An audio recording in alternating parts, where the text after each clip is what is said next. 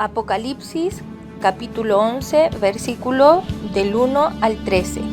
Los dos testigos. En este pasaje, junto con el capítulo anterior, forman un paréntesis previo al toque de la séptima trompeta, en donde Juan, como los dos testigos, son llamados a profetizar en los últimos tiempos. Los dos testigos profetizarán durante 1260 días, que son 3 años y medio. Todo se desarrolla en Jerusalén, la ciudad santa, y se menciona que, de forma especial, la presencia del templo judío, que en este periodo habrá sido reconstruido y estará nuevamente en funcionamiento. Todo esto dirigido al pueblo de Israel, revelando el interés de Dios por su pueblo para que sean restaurados espiritualmente y crean en el Señor Jesucristo como su Mesías. El templo es medido.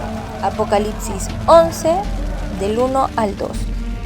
El ángel fuerte del capítulo anterior le pide a Juan que tome medidas al templo, teniendo en cuenta que el libro de Apocalipsis fue escrito alrededor del año 90 después de Cristo y que el templo de Jerusalén fue destruido en el año 70 después de Cristo.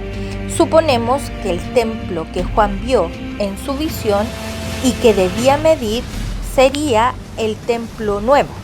Ahora bien, pensar que los judíos pueden volver a reedificar su templo en Jerusalén parece algo imposible en el día de hoy, ya que está ocupado por la cúpula de la roca, que según la tradición musulmana fue el lugar desde donde Mahoma ascendió al cielo. Sin embargo, algunos expertos judíos han investigado sobre la ubicación exacta del antiguo templo y han llegado a la conclusión de que estaba localizado justo al norte de la cúpula de la roca, en un área donde sí sería posible su reconstrucción, y el atrio de este templo coincidiría con la cúpula de la roca, algo que estaría de acuerdo con lo que el texto Apocalipsis nos dice, que el atrio que está fuera del templo debería ser dejado aparte porque había sido entregado a los gentiles. ¿Cómo podrán los israelitas volver a reconstruir este templo allí? Es un misterio. Algunos sugieren que esto tendrá lugar bajo el patrocinio y protección del mismo anticristo. Es muy probable que la reedificación del templo despierte un gran interés por la vida espiritual en Israel. De hecho, Juan no solo debía medir el templo, sino también a los adoradores. ¿Y quiénes son estos adoradores? Quizás representen al futuro remanente de Israel, que adorarán a Dios en el templo reconstruido. Y en ese caso, el hecho de medirlos puede tener que ver con saber cuántos y quiénes son. En cierto sentido, se establece un contraste entre estos que adoran a Dios en su templo y aquellos que más adelante serán presentados adorando a la bestia. Dios mide a sus adoradores aquí para saber quiénes son los suyos. Y más tarde la bestia hará algo parecido a fin de sellar a los que son los suyos, como lo describe Apocalipsis 13, capítulo 13, versículo 15 al 17. El patio del templo es dejado aparte. La idea de dejarlo aparte implica cierto rechazo de parte de Dios hacia ese patio exterior. Dios no reconocía esa parte como suya, sino que estaba fuera de la parte medida. Por lo tanto, no era santa, sino profana.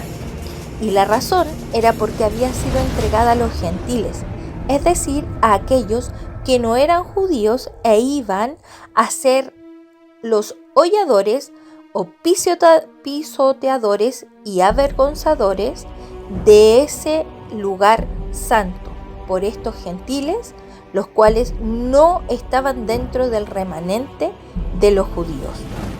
La ciudad santa será hollada por los gentiles durante 42 meses, es decir, 3 años y medio. Dios tiene planes gloriosos para Israel, pero para que se pueda llegar a realizar este plan, es necesario que primero los tiempos de los gentiles se cumplan. Estos tiempos tienen que ver con la dominación gentil sobre Jerusalén y comenzaron cuando en el año 70 de nuestra era los romanos destruyeron la ciudad de Jerusalén y el templo y se llevaron cautivo a los judíos a todas las naciones. Luego, en el año 1948, la nación de Israel fue nuevamente constituida como tal y volvió a tener alguno de los territorios que en el pasado habían sido suyos, pero todo esto fue conseguido por medio de maniobras políticas y de hecho Israel no tiene el pleno dominio sobre Jerusalén, sino que es compartido con los musulmanes, habiendo quedado la zona donde estaba el templo de Herodes bajo el control de estos últimos. Nuestro pasaje en Apocalipsis nos presenta todavía a Jerusalén hollado por los gentiles, lo que implica que los tiempos de los gentiles todavía no se habrán cumplido en este momento, pero se aprecia un importante avance, ya que de forma milagrosa el templo habrá vuelto a ser edificado y los cultos en él funcionarán nuevamente, aunque eso sí, en medio de la hostilidad gentil a su alrededor, y esta situación nos dice nuestro texto que se prolongará durante 42 meses, es decir, 3 años y medio, y seguramente el periodo de 1260 días, que también son 3 años y medio de la predicación de los dos profetas, y en los cuales el templo en Jerusalén estará en funcionamiento, debamos asociarlo con la primera parte de la tribulación, que en total duraría 7 años. Los dos testigos y su misión y la duración de su misión aparece en Apocalipsis 11 del 3 al 6. ¿Por qué son dos testigos? Jesús, durante su ministerio terrenal, envió a sus discípulos a predicar de 2 en 2 a la ciudad a donde él debía ir, y también porque, según la ley, para que un testimonio tuviera valor legal, debía ser corroborado al menos por 2 testigos. Por lo tanto, el doble testimonio de estos 2 testigos debería ser tenido en consideración por quienes les escucharan. Estos 2 testigos tenían la misión de profetizar. Esto significa que tenían que anunciar la palabra de Dios.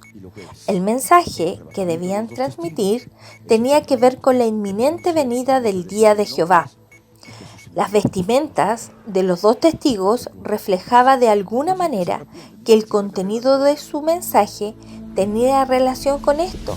Se nos dice que estaban vestidos de cilicio, una vestimenta que indicaba lamentación y duelo, y sería muy apropiada si estaban denunciando el pecado de los hombres y anunciando el día de la ira de Dios. La palabra de Dios solo nos proporciona datos sobre su misión y no sobre su identidad. Se nos dice que duraría 1270 días, que es el equivalente a los 42 meses en los que el templo estaría en funcionamiento en Jerusalén, mientras la santa ciudad y el patio del templo eran hollados por los gentiles. Por lo tanto, es muy probable que estos testigos estuvieran profetizando en Jerusalén durante ese mismo periodo, en la primera mitad de los 7 años finales de los que habló el profeta Daniel, es decir, los 3 años y medio de la tribulación. Los 2 olivos y los 2 candeleros. Evidentemente, este simbolismo de los 2 olivos y los 2 candeleros es paralelo de lo nombrado por el profeta Zacarías. En la visión de Zacarías, los 2 olivos proveían del aceite para que la lámpara que estaba en medio de ellos pudiera alumbrar. Allí los 2 olivos son identificados como los 2 ungidos que estando delante del Señor serían en referencia a Zorobabel, el gobernador civil, y a Josué, el sumo sacerdote. Recordemos que en ese tiempo tanto reyes como sacerdotes eran ungidos con aceite. De ahí probablemente la relación con los olivos.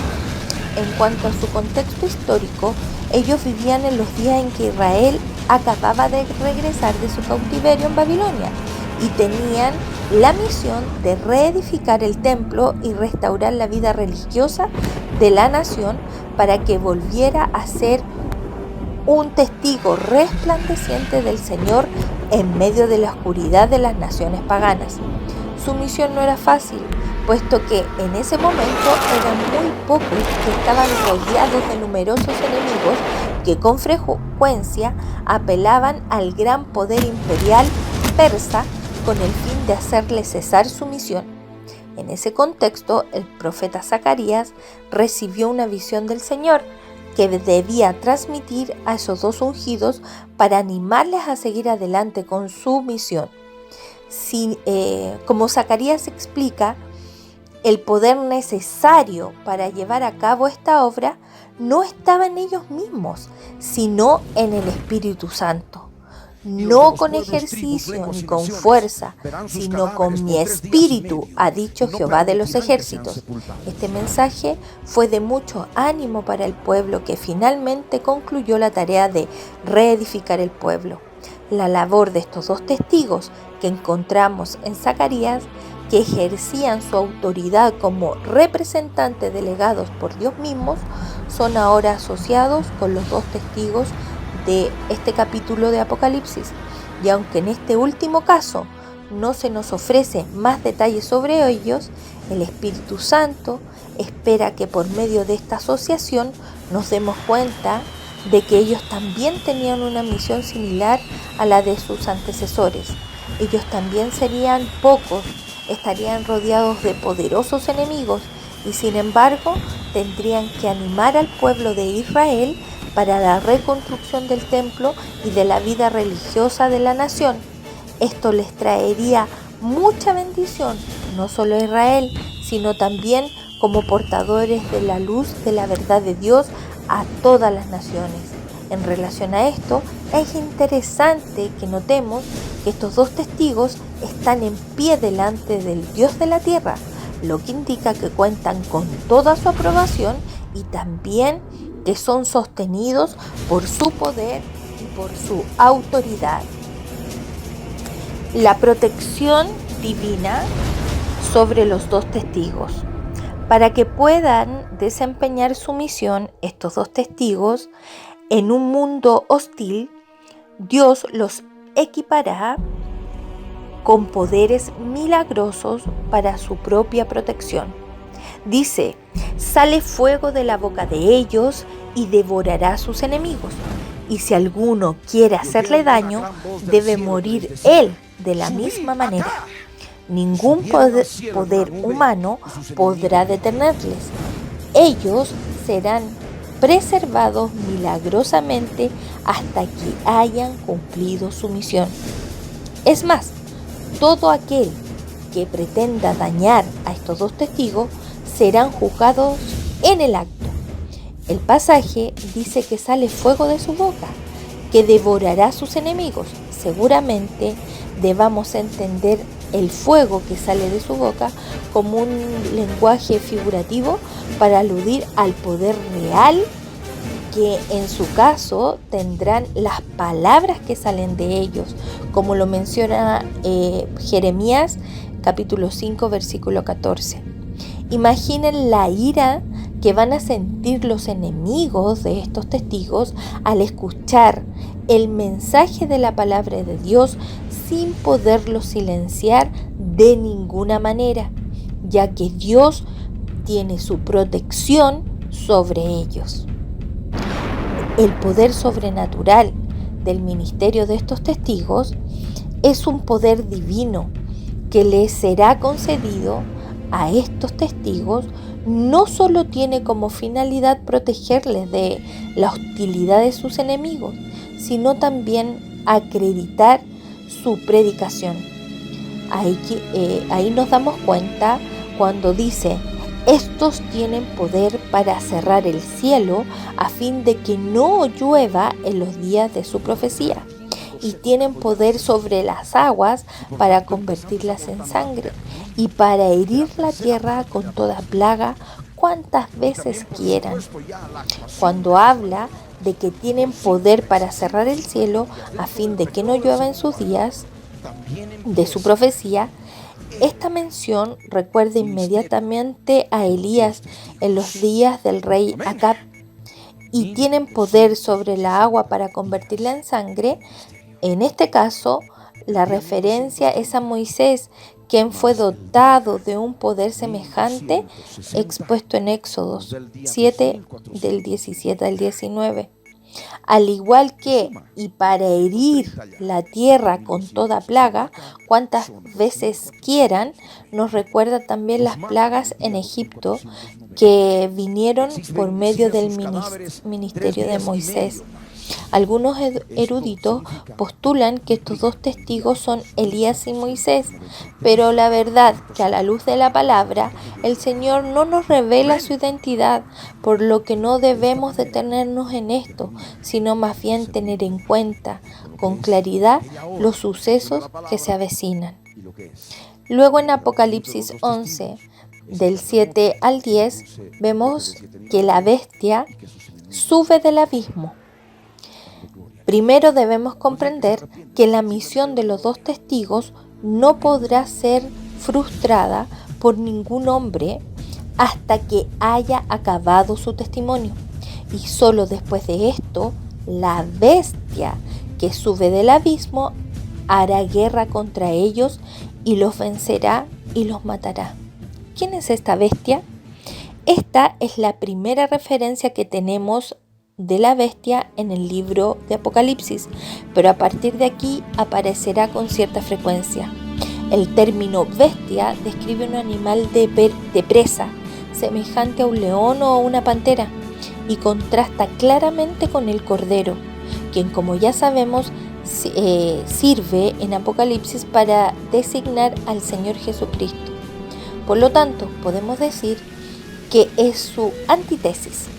También dice que sube del abismo, lo que nos recuerda a los otros seres diabólicos que también salieron del pozo del abismo, como lo vimos en Apocalipsis 9. Por lo tanto, si provenía de ese lugar, la bestia tenía que estar relacionada necesariamente con las fuerzas del mal. Lo más probable es que sea el rey de todos los espíritus demoníacos que salieron del abismo, y que es descrito en Apocalipsis 9, versículo 11, como el destructor, es decir, Satanás, el rey de todos los demonios.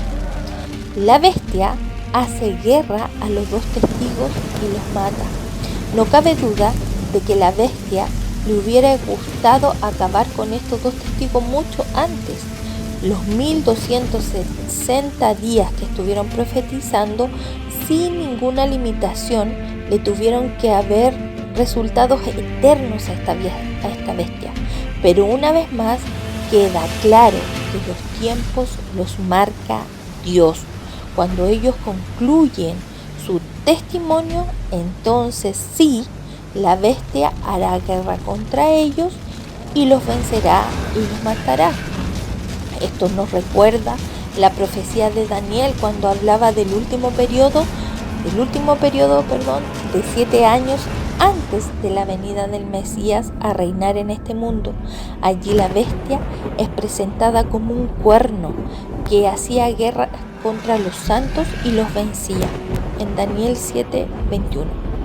Entendemos que con esto se termina la primera parte de esos 7 años, es decir, terminan los primeros 3 años y medio. La bestia romperá el pacto con Israel y hará cesar el culto del templo, llegando incluso a sentarse en él y exigir ser adorado. Es entonces cuando comenzará a manifestar su verdadero carácter e intenciones.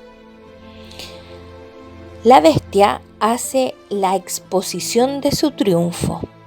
Solo Él pudo acabar con los testigos, creando el asombro y gozo de los incrédulos. Sin duda, esta actuación le hará ganar el aplauso, el apoyo, la simpatía y la admiración de mucha gente. Por todo esto, querrá que todo el mundo vea los cadáveres de los dos testigos. Ante los cadáveres de los dos testigos, la bestia se exhibirá como vencedora absoluta y en muy poco tiempo exigirá que le adoren. Hará creer a los hombres que no hay nadie más fuerte que ella, ni tampoco hay ningún Dios ahí afuera, así que ella se levantará como el único poder absoluto. Pero el hecho de no permitir que los dos testigos sean sepultados no solo tendrá como objetivo que todas las personas admiren su triunfo contra aquellos que parecían invencibles, sino que también pudiera servir de escarnio a otros. Cualquiera que se atreva a enfrentarse con la bestia terminará del mismo modo que estos dos testigos. Era, por lo tanto, una exposición de fuerza. Se nos dice que las personas de todos los pueblos, de todas las tribus, lenguas y naciones querrán ver sus cadáveres. Será un espectáculo a nivel mundial. Habrá una gran expectación por ver a aquellos que por 3 años y medio habían estado profetizando de parte de Dios sin que nadie pudiera impedírselos. Seguramente será retransmitido por la televisión de todo el mundo y circulará ampliamente por internet. Y frente a aquellos imponentes cadáveres, la bestia aparecerá como el único poder supremo. Otro detalle importante es el lugar en el que todo esto está ocurriendo. Se nos dice que sus cadáveres estarán en la plaza de la grande ciudad, que en sentido espiritual se llama Sodoma, y Egipto, donde también nuestro Señor fue crucificado. Ambas son conocidas en la Biblia por su maldad y por haber experimentado los juicios de Dios. Sodoma representa la soberbia, perversión y corrupción moral, mientras que Egipto nos recuerda la esclavitud, la opresión y la tiranía a la que el pueblo de Dios estuvo sujeto en el pasado. Por tanto, se puede referir a muchas de las ciudades de hoy en día, pero solo hay una donde nuestro Señor fue crucificado. Esta es una referencia inequívoca a Jerusalén. La alegría del mundo por la muerte de estos dos testigos originará una jubilosa celebración por todo el mundo. Resulta incomprensible, pero la causa de tanto regocijo se debía a que finalmente aquellos dos hombres de Dios habían sido silenciados. Así que por fin la verdad de Dios había sido acallada y las personas se sentían liberadas, porque estos dos profetas habían atormentado a los moradores de la tierra. Ya no condenarían sus pecados y podrían vivir como les diera la gana sin tener que escuchar sus reprensiones, pero sin darse cuenta al mismo tiempo que se habían liberado de los profetas de Dios. La bestia iba adquiriendo cada vez más dominio sobre los hombres. Pues ahora la resurrección de estos dos testigos que nos habla Apocalipsis 11 del versículo 11 al 14, dice que la alegría del mundo duró poco y una vez más la victoria de Satanás fue más aparente que real, porque después de 3 días y medio entró en ellos, en los testigos, el espíritu de vida enviado por Dios y se levantaron sobre sus pies. Ellos habían sellado su testimonio con su propia sangre y ahora el Señor los levantaba en resurrección, confirmando su testimonio. El mundo recibe un nuevo testimonio por medio de estos dos testigos. Todos tuvieron la ocasión de ver con terrible asombro cómo los dos testigos resucitaban y también escuchar la voz del cielo que les llamaba a subir a su hogar celestial.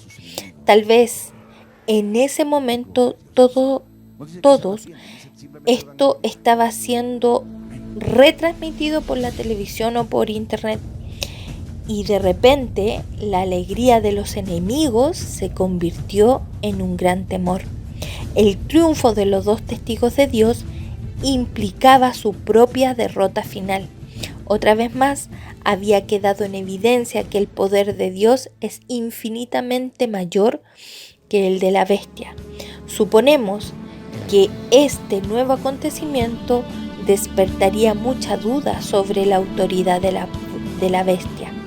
Luego que los dos testigos fueran resucitados y ascendidos al cielo, hubo un gran terremoto y la 10ª parte de la ciudad se derrumbó, y por el terremoto murieron un número de 7,000, anunciando de esta forma la indignación de Dios y su juicio. Ahora veremos la respuesta de los hombres al testimonio de Dios. Aquellos que no habían muerto como consecuencia de este gran terremoto habrán sentido un profundo terror, y el texto nos dice que dieron gloria a Dios del cielo. Esto significará que se arrepintieron y se convirtieron en verdaderos adoradores de Dios. Nos gustaría mucho que fuera así, ¿no? Y que la muerte de los dos testigos pudiese haber servido para que finalmente, y a pesar de todo, las personas llegaran a conocer a Dios. Pero cabe también la posibilidad de que su confesión fuera superficial y pasajera. Lo cierto es que la impresión que el pasaje nos ofrece es de una humanidad que está pronta a victoriar al último vencedor y humillar al vencido. Se nos muestran personas tan superficiales y carentes de sentido que es de esperar que pronto vuelvan a cambiar de opinión, y de hecho así será. Un poco más adelante veremos a la humanidad rendida nuevamente ante la bestia en Apocalipsis 13. Ahora viene el segundo ay pasó. Aquí termina el segundo ay, que comenzó con el toque de la 6ª trompeta y termina ahora con el gran terremoto. Y he aquí, el tercer ay viene pronto. Este vendrá con la 7ª trompeta.